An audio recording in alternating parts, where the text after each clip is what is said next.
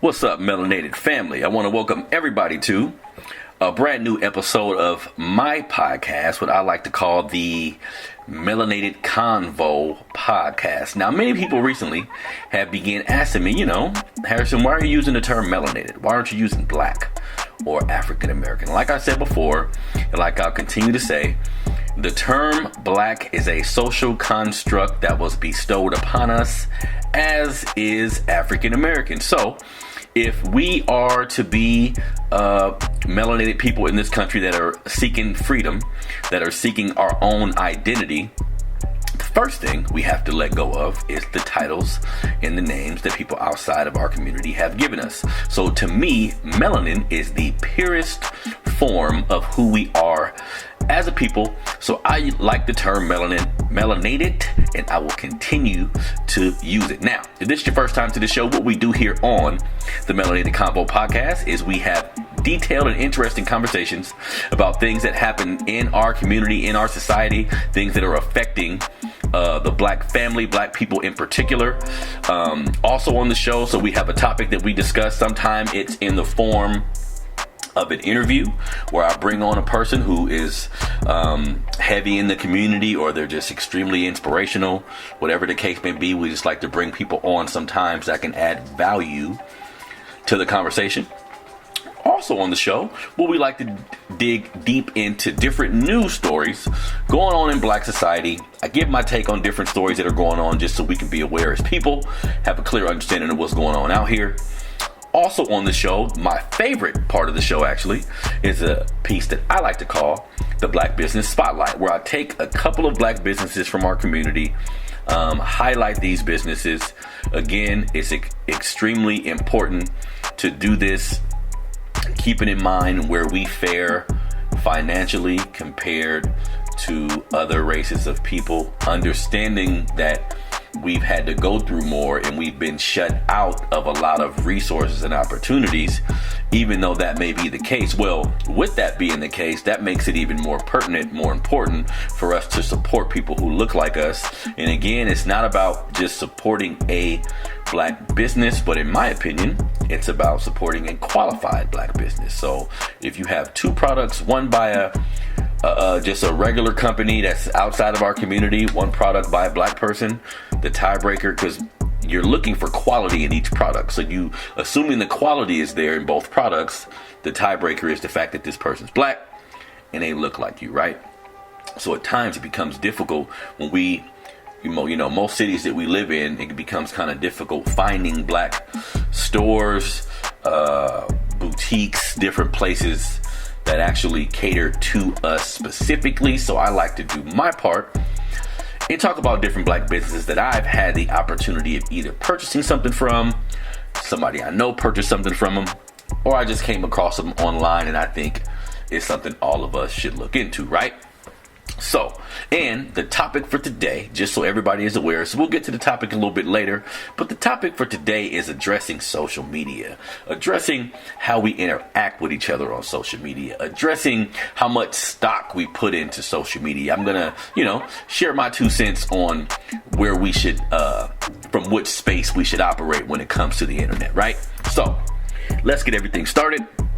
First things first, I want to start off with the businesses for the day. Now, the first business was the business I spoke about on last episode's the last episode. And like I said, I'm going to discuss every business 2 weeks in a row, give the company the maximum amount of exposure that I can conjure up with my little platform here that I'm getting popping. Now, the first store that I want to talk about, and this is something that I didn't know about, a couple weeks ago I found out about it. I think my boy Mr. Lewis had purchased a pair of shoes from this website, and that made me aware of them. But the site that I'm talking about is the blackdollarstore.com. Now, look, if you've never been to this website, if you know nothing about this website, please stop what you're doing right now. Stop what you're doing right now and go to theblackdollarstore.com. You will not be disappointed at the On the website, they have clothes for our people. There is shoes for our people. There is watches. There is self-defense items for women who may not have a gun or may be against guns. There's different forms of self-defense that they have on here for you. Backpacks, book bags, things for children, jewelry, sunglasses, different types of electronics, books, right? Health and beauty care. So again, when we talk about supporting our people, when we talk about finding qualified businesses that we can do business with, that we trust, I think everybody needs to at least give this website a shot. I'm looking on the site right now. It's a lot of different shoes and running shoes inspired by black revolutionaries. I'm looking at a pair of indigenous runners right now, which is a pair of running shoes, hella tight. So everybody go to the website, man. That is theblackdollarstore.com. If you go to the website today and purchase anything over $75, you'll get your shipping for free. So like I said, for men, there's a lot of different shoe options, and they're not really breaking the bank. Real stylish, but not that expensive. There's clothes on here, a couple watches, and I tend to look at the upside with everything that I present. So of course, sometimes you can look at a website or you can look at something that we're offering and you can begin to critique us and start right in with your critiques instead of taking a step back and just appreciating the fact that somebody that looks like you has created something, and then give them a shot. You feel me?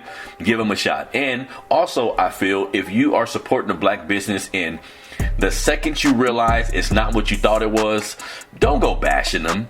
Don't go telling everybody some negative shit about them. I find that a lot, even being in business myself. If you don't give a discount, if you don't meet some imaginary standard, then it's, y'all black business is always doing the same shit. Or every time I come to a black business, I get this. Stop that shit. We need to stop that shit. When you go to Walmart or whatever big white store you go to, goddammit, and they fuck up your order, they're rude, all these different things that actually take place in our society, you go back the next week. For the most part. You feel me? You frequent places that aren't owned by us, that don't respect you, and you keep going back. Most of us do that shit, even if it's unknowingly. We gonna go back based on convenience, based on price, based on all this shit. So for me, this is a part of unity, y'all. Like, unity isn't necessarily getting all black people in one room together. That's not necessarily unity to me. When I think of unity, I think of a collective train of thought. Like, we're all thinking the same way. When I look at a black person, I see myself in this person. Hence, I'm going to treat them the way I would treat myself. I'm not going to down them.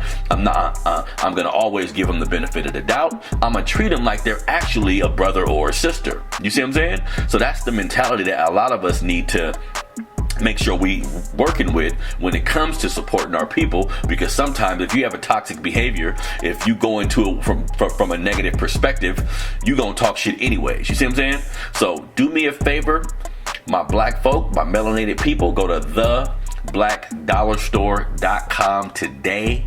Try some of the services out, and like I always say, if you like what you've purchased, we use our social media accounts for a lot of shit, for all type of things that influence us, pictures you want to show, whatever. I'm not judging nobody. But how about sometimes use your social media to promote black businesses? Use your social media to promote businesses in our community that you think people can benefit from. That's doing your part. You feel me? When it comes to this revolution, when it comes to this black people moving forward together, there are several ways that you can participate, family. If you don't own a business, support one. If you do own a business, reach back and help somebody else start a business. You feel me? If you haven't started a business yet, but you're interested in starting a business, get with brothers and sisters in your community who think the way you think and try to get something popping. You feel me? But it has to start with like a group think mentality, and that's the shit I'm on, and that's what I'm going to be on. So please do me a favor. Go to theblackdollarstore.com today. Check out what they got to offer. Now, for the next website, for the next store, for the next business, while looking at theblackdollarstore.com, I came across this website too that is extremely inspiring. This website is called HueyCompany.com. So this is a montage to late great Black Panther Huey P. Newton. And this website called HueyCompany.com sells shoes. The first thing that caught my attention about this website is the running shoes that they have available. And, you know, I'm a mild sneakerhead. I don't get into it that much, but I do like looking nice. I do like shoes. And this website got some real fly kicks. And I'm digging it because the shoes are named after the shoes are named after revolutionary leaders. So there's a Black Power runner, there's an Ali trainer, there's a Huey runner, there's a pair of athletic shoes called Pan-Africanizers. To me, that shit is dope. You feel me? There's some Black Panther Mark 5s, and these are really nice tennis shoes. Most of them are around $35 to $50, so they're not breaking the bank, like I said. Look, family, a lot of times we complain about not finding black designers. We complain about not finding black things that interest us. Here is the opportunity, man. I'm trying to present you guys with valued options that we can turn to when we want to spend our money in our community. So on the HueyCompany.com, there's shoes, there's boots, there's hats you can purchase. Keep it in mind, if you purchase anything from the site today, you get a hat for free. You feel me? So there's hats on the website. Of course, there's different shirts and clothing that you can purchase. The shirts are inspired by revolutionary sayings, inspired by Huey P. Newton himself. There's clothes on here for women as well. A couple different shirts you can choose from. So, really interesting website. Really quality. It looks, I haven't purchased anything yet. I know somebody that have, but I haven't purchased anything yet. The person that I know who purchased something from the website was thoroughly happy with the shoes that he got. So I trust my brother. I'm gonna go in here and get me some shoes as well. So everybody, if you haven't done so before, or if you don't know anything about the website, please go to HueyCompany.com. That's HueyCompany.com. That's HueyCompany.com. Check them out. Buy some shoes. Support a black business. Do what you're supposed to do. You feel me? Now, to the next thing. What we're going to do now is get into a few news stories that I find pertinent, that I think we should discuss further, or, you know, just shit I want to share my 2 cents on. So the first story, which I've been seeing a lot about it, it's kind of been covered a lot in the news the last couple days.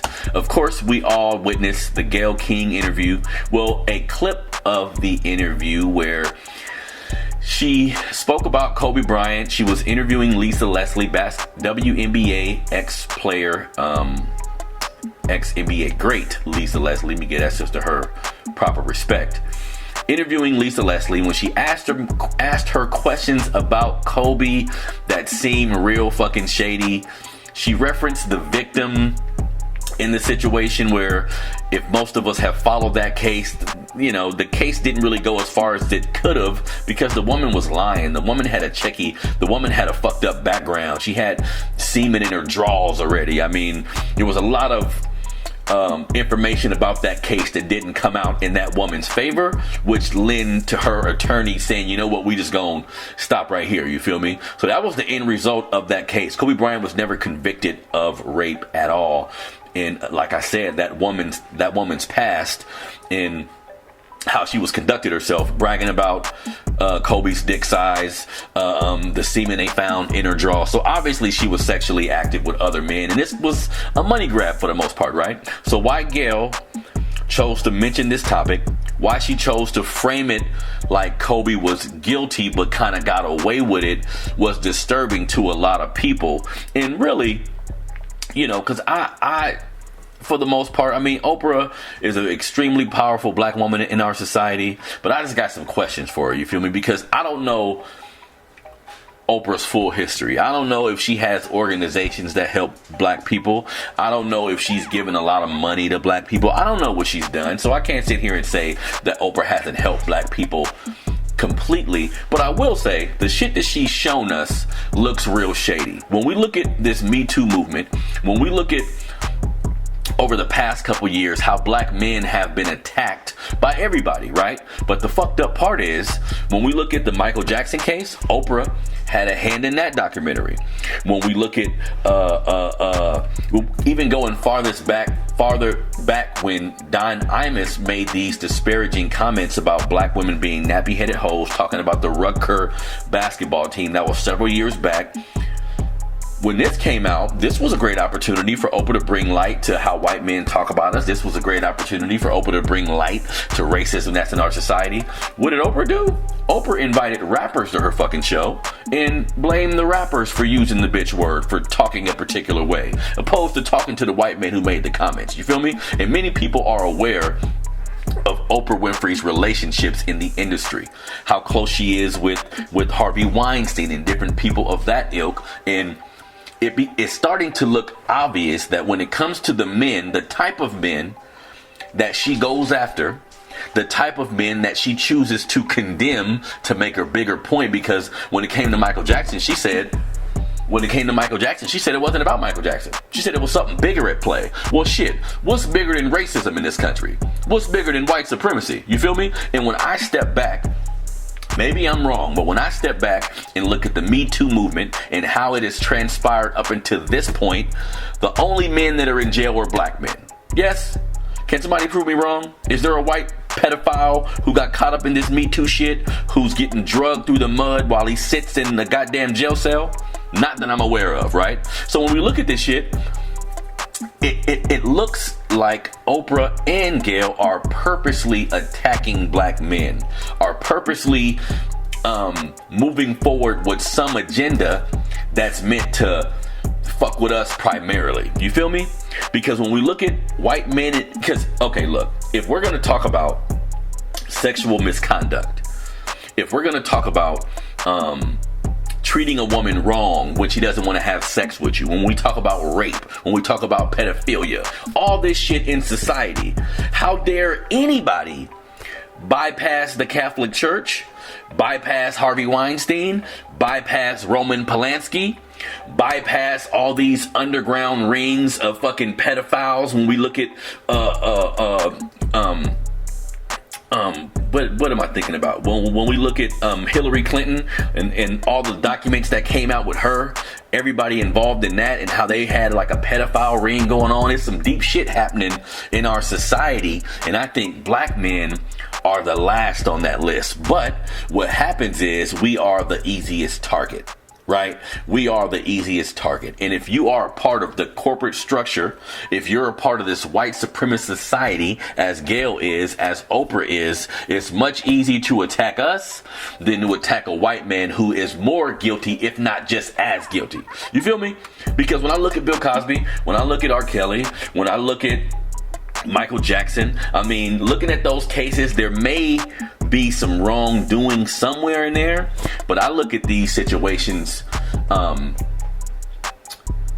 an overview of this entire country, of every man in this country and what has happened. So I'm not going to skip over white men who have done things worse to go to a black man who's an easy target. You feel me? So I don't know what the fuck is going on with Gayle and Oprah, but it's sad that we have a woman this powerful using her power to attack people that look just like her. You feel me? So I don't know what the fuck is going on with Oprah and Gayle, but what she did was some bullshit. Now, she tried to say that CBS didn't play the full interview, or it was taken out of context. Well, that's bullshit, Gayle. What you said, there's no way to add anything to that to make that make sense. Those questions you asked, how you asked it, how you doubled back and tried to ask it a little more.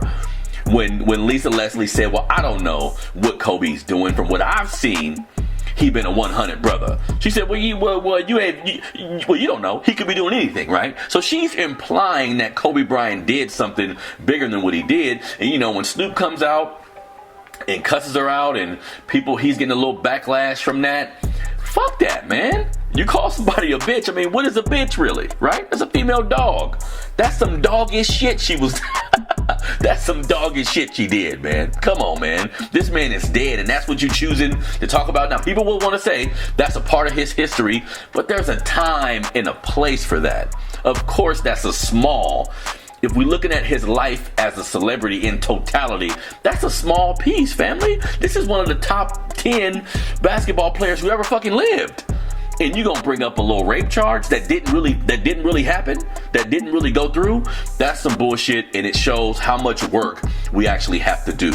And look, bro, looking at the really successful black people in our society, the ones that have really garnered up a lot of influence, it's a shame that they feel it's necessary to conduct themselves this way with all the power that she has. There's so much she could be doing for our community. And again, I'm not going to say Oprah doesn't have an organization or she doesn't have something she has put forth to help black people, but the shit that she shows us ain't cool. You feel me? Now, next story that I wanted to talk about here. Something I was looking up online because, again, some of my people don't quite understand that racism is still alive and well. Some of my people don't understand that we are under attack, family, and we've always been under attack since slavery ended. Even during slavery, when slavery ended, the Jim Crow era, we've constantly been under attack by different members of white society, different white supremacists. And it's really, these incidents really don't hold any merit, because what have black people done to anybody in this country? When we look at the Black Panthers, when we look at, any type of militia group, quote unquote, that they've been scared of, when has a group of black people went on a hunt and killed several white people? Has that shit ever happened in modern times? You feel me?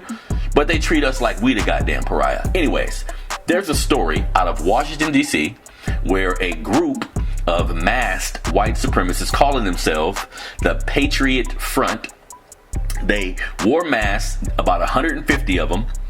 About 150 of them marched with a police escort, I might add.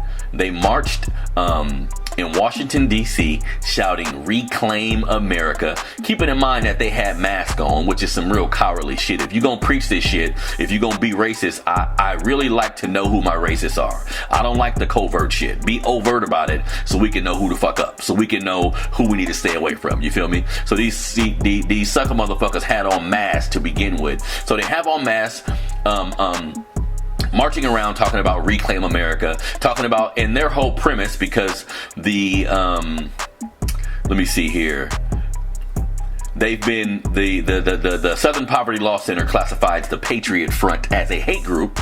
They're an offshoot of the Vanguard America, the organization responsible for the notorious 2017 Unite the Right March in Charlottesville, Virginia.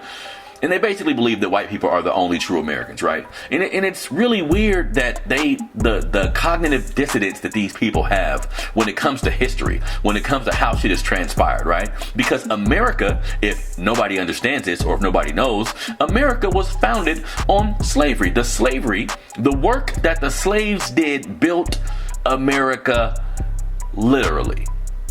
The banking system, the railroad yard, the stock market, which slaves were the first item on the stock market. All of the entities in the American culture were created by the money slaves generated. All of it, right? All of it. So to see shit like this in 2020, I just need my people to know we still under fire, family. That's why it's important for you to learn your history. That's why it's important for you to try to get a legal gun in your home. That's why it's important to teach your kids about history. Teach your children about what is taking place in this country so they can be prepared if they see any of this shit or if they have to be involved in any of this shit, because it ain't going nowhere. You feel me? There's still a large section of society who thinks we're monkeys, who thinks we shouldn't be here, who think you are still 3/5 of a goddamn human being. You feel what I'm saying? You see what I'm saying? So things like this are going to continue to happen in our country. All we can do is prepare ourselves. All we can do is unify to the best of our ability. But tearing each other down ain't going to get it. Tearing each other down is what these people want to continue to see from us. So I think it's important that I talk about stories like this to put some fire under the black person's ass who think that shit is sweet. In an American family, it's not sweet. Ain't never been sweet. Probably won't never be sweet, but that's fine. Like my boy Keon Johnson say, we in good hands, family. Our own. You feel me? Now, for the next story. Just a real quick something I want to touch on. And this is kind of leading into my conversation about social media, right? Super Bowl Sunday, Jay-Z and Beyonce. And I didn't read too much into this story, family, because some shit, I gotta kind of preserve my energy sometime, right? Every headline that I see, I don't really click on because there's so much sensationalism. It's so much making a mountain out of a molehill type of scenarios, and I don't want to fuck with it all the time. But this kind of made me upset a little bit. Jay-Z and Beyonce apparently was sitting during the national anthem. Now, this came out a little bit that they were in a business meeting or something was going on. Look, fuck all that. If anybody think that a black person should stand for a song because they're not playing the full song. The national anthem has a third stanza which speaks negatively about black people, period. So if you don't understand that I don't want to stand up for a song that's speaking about me in a derogatory manner, fuck you. Simple as that. I personally, I have a kid. I have sons. I have 2 sons who still play sports. I try not to be a distraction. So I will try to show up right before the national anthem happens. My son's game on Friday, I wasn't expecting them to play the national anthem. They played the national anthem. Family, I will never stand up for that song again. Not in this lifetime. Once you know better, you gotta do better. And personally, before the Kaepernick shit, I'm not gonna lie, I didn't know about the full extent of that song. I wasn't aware of the racist sentiment in that song. I wasn't aware of it, family. But once I became aware of it, you think I'm finna stand up for that fucking song?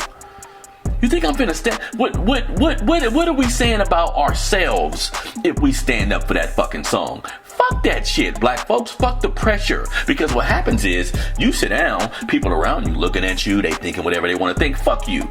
If my argument about why I'm sitting down, if Cap's argument about why he was sitting down, if you want to ignore the elephant in the room, if you want to ignore the real fucking reason I'm telling you why I'm not doing this, if you don't want to respect that, then something's wrong with you.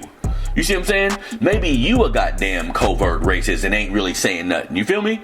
So fuck that. And then, Whitney Williams came out and she's saying, you don't like this country, leave and all that. And she, in my opinion, she's a pariah in black society. Like, I don't wish bad shit on nobody, right? But when I found out her husband was cheating on her and she's going through shit with her husband, that shit was funny to me. I got a little pleasure now. I'm not gonna lie. And she our sister. But come on, man. Like, she has a platform that's strictly based on sensationalizing shit and fucking with people. That's like... And I know we live in a capitalist society. I know she has an audience. I know people like to hear that kind of shit. But I don't fuck with nothing like that on no level. As I get older, as prevalent as social media is, how easy it is to spread incorrect information, you got to be responsible with your platform. And she shows people that in America, you can be about shit. You ain't got to be about shit in America to be successful, to make a lot of money. You can speak negatively about people. You can spread rumors. Unfortunately, we like sensationalism in our society. So people like her is always going to be popular. But Whitney Williams, fuck you too. Because they can sit down if they want to. Everything doesn't have to be a story. You feel me? So, those are my news stories for the day. And it leads me into what I wanted to talk to the family about, right? Because having my platform, which is Melanated Fathers of America, by the way, shameless plug, melanatedfathers.com. If you haven't visited the website, check it out today. We get that thing popping. Now look, social media is a extremely useful tool, right? Being able to communicate with a person in a different country, a different state, in the matter of seconds. This is like one of the most innovative tools, that have ever been created. We have to say that, right? One of the most innovative tools that has ever been created. If you have a product to sell, it's great. If you have a message to get out to the world, it's great. If you have, people share word, and I'm going through all the positive shit before I get to the bullshit. You have words of encouragement you can share with people. There is people, because I'm really into Black history. I write a lot about our history on my website. I get things from social media sometimes. Somebody will post about a brother or a sister that I don't know about. I do a little research about them and I write about them myself, right? I've learned a lot on social media. I've learned a lot from people that I follow. I've learned what not to do from people that I follow. So it's an extremely useful tool, right? That I think all of us, no matter your age, I think to a degree you should become at least somewhat proficient with social media, just so you can have an idea of how to use this tool for whatever you do in your life, right? But what happens, because with every thing that's good for you, with everything that we are introduced to that becomes really popular in society, or becomes really useful to us as people, there's a negative side to it, right? So when you look at social media, I like to think of it this way, because when I first got on Facebook, I would say, when I first began to talk more on Facebook and express how I felt about stuff, I have to admit, when I first got on Facebook, would send like subliminal messages to people that I knew was looking at my Facebook post. And I did it one time, maybe twice. Not gonna lie, I did the shit twice. And after that, I'm like, that shit, I felt like a sucker doing that shit. You feel me? When you can call a motherfucker, there's be people you got their number, and you can actually call them and talk to them. But I think social media has created a platform for anybody who isn't sure of themselves, anybody who is antisocial, anybody who wasn't cool in high school. All these different people are kind of trolling around on social media, and that's where the bullshit comes in. That's where the negative effects of all this comes in, because you can kind of paint the picture to be whoever you want to be. Like with your car, with how you live, the amount of money you make. Everybody is kind of just showing highlights of their life. That's why personally, as much as I love sharing my information, as much as I love connecting with people who like what I do, because I will say, if you put the right energy out on social media, typically you get that same energy back, right? If you want some fuck shit on there, fuck shit's gonna come your way. That's just kind of how it works. It's the yin and yang of life. So I think because I put out, or I attempt to put out information that's empowering, information that makes you think, I get a lot of feedback from people who appreciate this, right?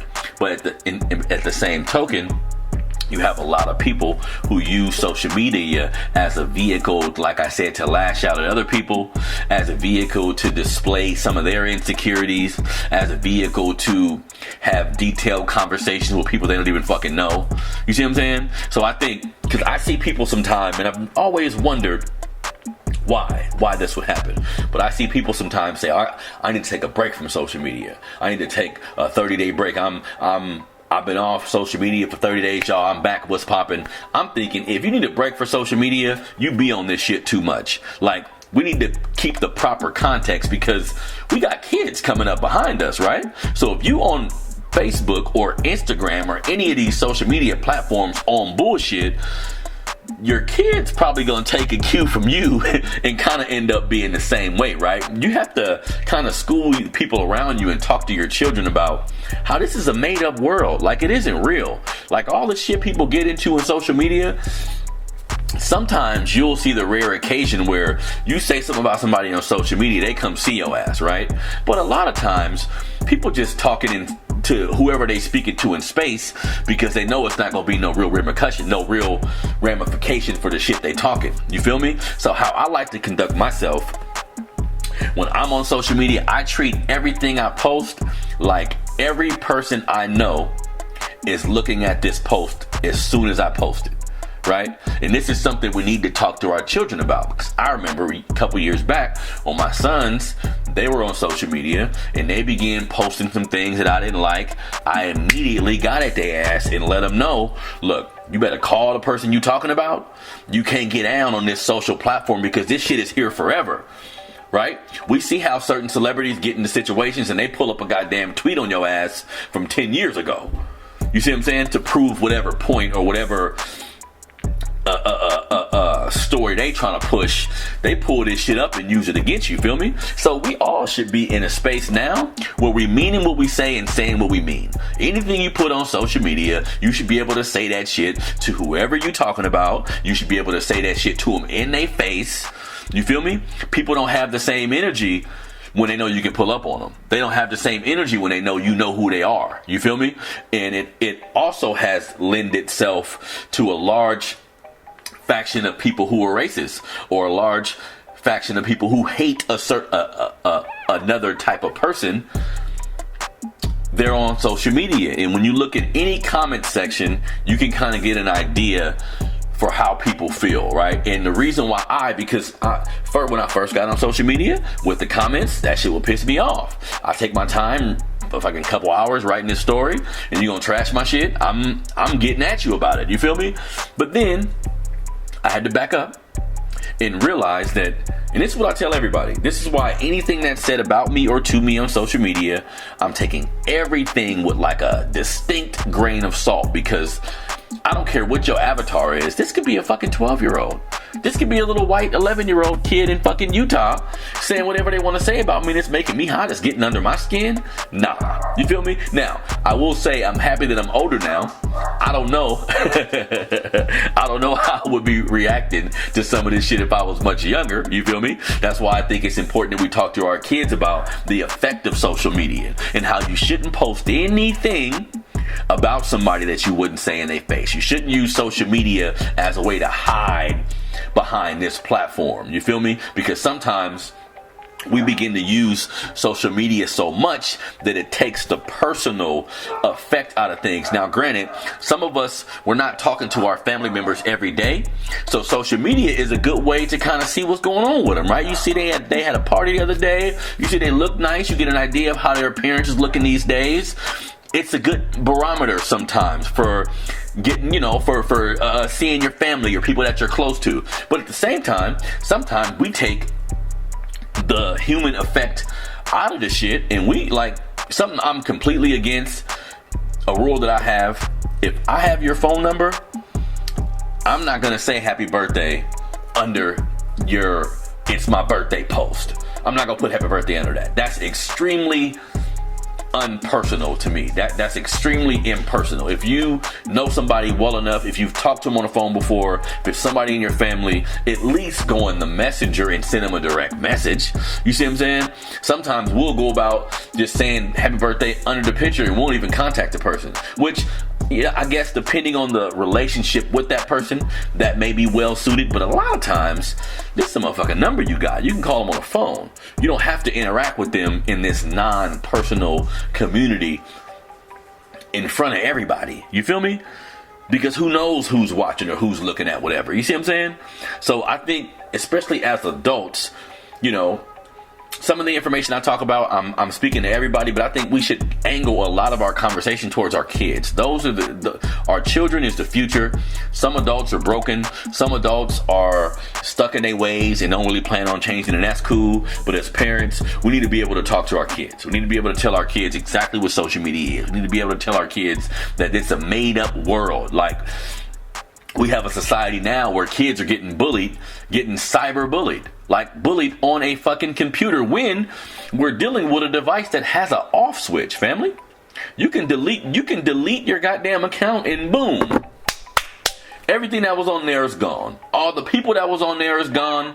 It's all gone. It's damn near it's a make-believe world to a degree. You feel me? So it's up to us to make sure, we should all know this. So it's up to us to make sure our children, the younger people we know, give them the proper perspective, family, so they can deal with this shit the way they need to. Like I said, connecting with friends, selling a product, finding a product, spreading important information. There has been news stories like the Parchment, the prison in Parchment. I forgot which state that was in, but it's the case Yo Gotti and Jay-Z had against that prison in Parchment. From my understanding, that became popular. People began to see what was going on there because of social media.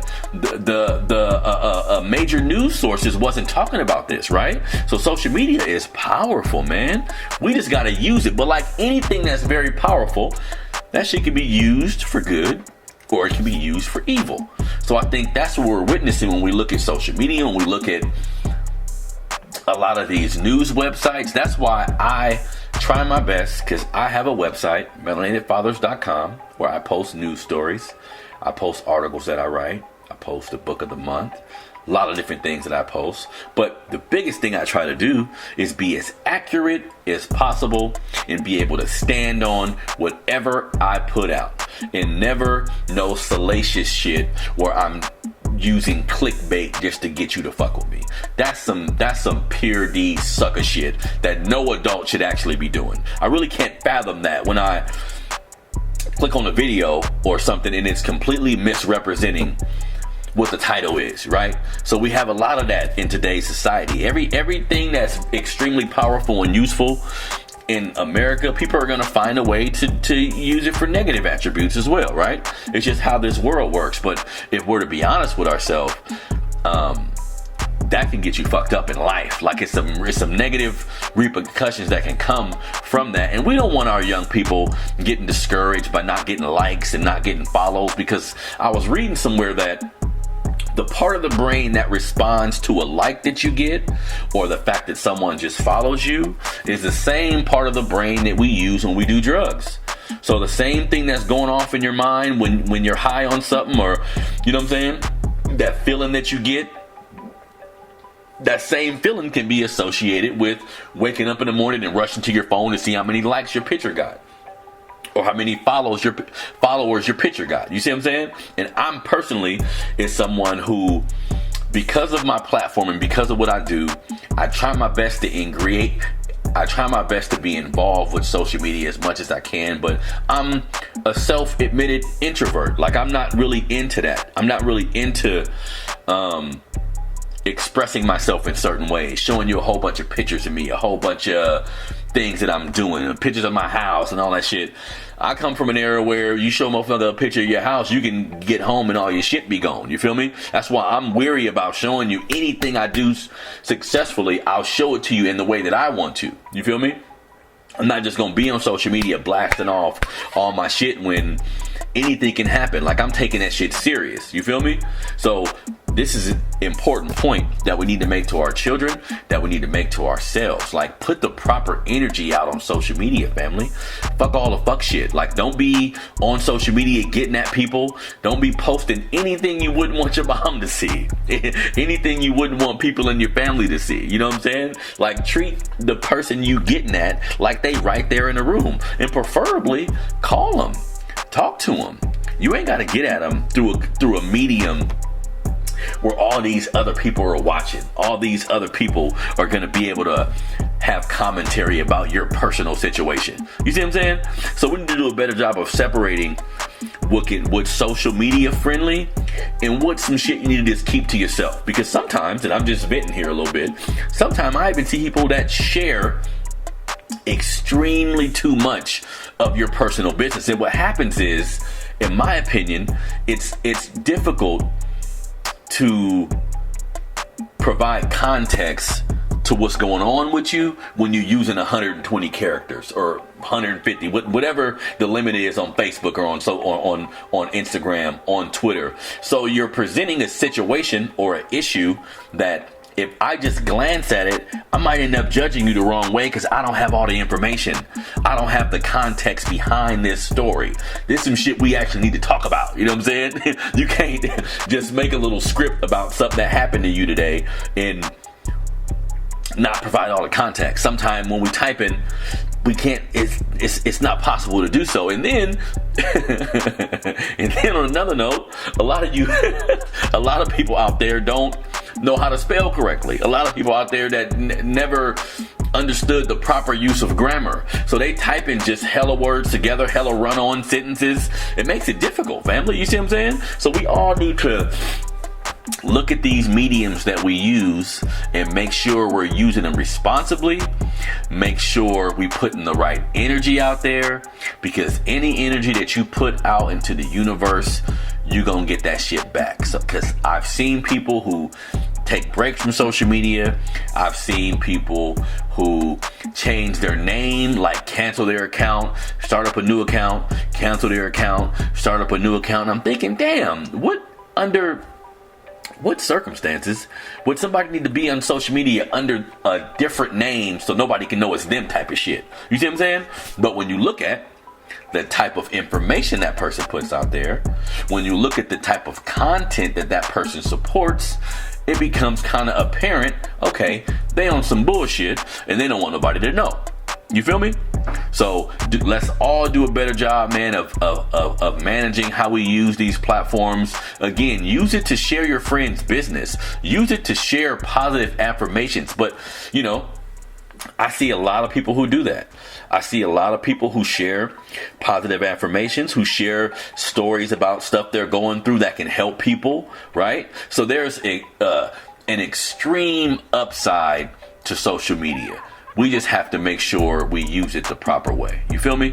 So that's been another episode, man, of the Melanated Convo podcast. I want to thank everybody for tuning in to another show. Everybody who contacts me, everybody who reads my articles on melanatedfathers.com. I really, really, really, really, really appreciate all the love, all the support. My platform and what I've been doing is still fairly new, but I plan on continuing what I do, family. I'm going to bring on as many interesting guests as I can. I'm going to continue to take all of my experiences as a father, all of my experiences as a black man in this society, and do what I can to better my people. Now, I'm not perfect by no stretch of the imagination. As a father, having my two older boys when I was 17 years old, I've been through a lot with my children. I've made a lot of mistakes with my children, but, not to pat myself on the back, I also did the damn thing too. I also took responsibility for my children's lives and made sure I put as much time in as I possibly could while giving every dollar that I had available to me. So in that regard, I don't have any regrets. But when I look back, I have to be honest and know that, there's some things that I've done wrong. There's some situations I put my family in that we are still dealing with today. But the point is, I try my best to move forward in a positive manner. And again, I'm using all my downfalls, all my shortcomings to provide information to the family so we can all move forward together and do this thing together. You feel me? So also keep in mind this Saturday, the 15th, of February, I'm having my first Black History Month celebration. It'll be in my family's business, Thompson Rose Chapel Funeral Home. We're going to have a screening of the critically acclaimed documentary Hidden Colors. Really, really great documentary on history. If you've never seen this documentary, if you've never seen a documentary on Black history, I promise you've never seen anything like it. So please, if you're in the Sacramento area, please come celebrate with us. The movie will start at 4 p.m. 3601 Fifth Avenue, Sacramento, California, 95817. Movie starts at 4 p.m. We're going to have popcorn, refreshments. Going to have a really good time. And even if you've seen the movie, try to bring someone out who hasn't seen the movie. I promise you, if you're an open-minded, melanated man or a woman or kid, and you've never seen this movie, it's going to blow you away. It's going to change your perspective on a lot of things. It's going to put you on a path to knowledge of self, put you on a path to finding out exactly who we are in this country. You feel me? So that's this Saturday, February 15th, 4 p.m., Thompson Rose Chapel, our first Black History Month celebration. Many people look at the fact that, because my wife has a funeral home that she owns, Thompson Rose Chapel Funeral Home, that I assist her with. And I make sure when I talk about that business, of course she's the owner, but I make sure to say that because we do a lot of it together. She handles the bulk of a lot of the business, but we do a lot of it together. But I make sure to highlight her because she's a black woman. You feel me? And like I was speaking about businesses and supporting businesses, it's really important that we support each other. It's really important that we give props on when props is due. And black women they have a real tough time in this country. They have to deal with a lot of shit in this country. So I like to give her props and put her on a pedestal in that regard because she did that. And she works real hard at it. A really, really great businesswoman. So everybody, please if you're in the Sacramento area, you know anybody in the Sacramento area, please come out February 15th, Black History Month celebration. We're going to be showing the Hidden Colors 1 documentary. The following week, on Saturday, February 22nd, we're going to be showing Hidden Colors 5. And we'll also, after that movie, we are going to have a panel discussion with 4 or 5 gentlemen that I highly respect that I put together. We're going to have a panel discussion about realistic solutions for the Black community in 2020. We are going to talk about different solutions. We're going to talk about the warfare that's been waged on our people and how we can combat that. That's February 22nd. The movie starts at 2 p.m. The panel discussion starts at 5 p.m. Again, we're going to have refreshments and popcorn at this screening as well. So this has been another episode, man, of the Melanated Convo podcast. You can find the podcast on YouTube at Melanated Fathers TV on YouTube. You can find the podcast at Spotify. That's The Melanated Convo on Spotify. You can find it on Apple Podcasts. You can find it on Anchor FM. You can find it there. You can find it on the website, melanatedfathers.com. Check us out on Instagram, which is Melanated Fathers 100. That's Melanated Fathers 100 on Instagram. This has been another episode of the Melanated Convo. Man, this is your boy Harrison. I'm out.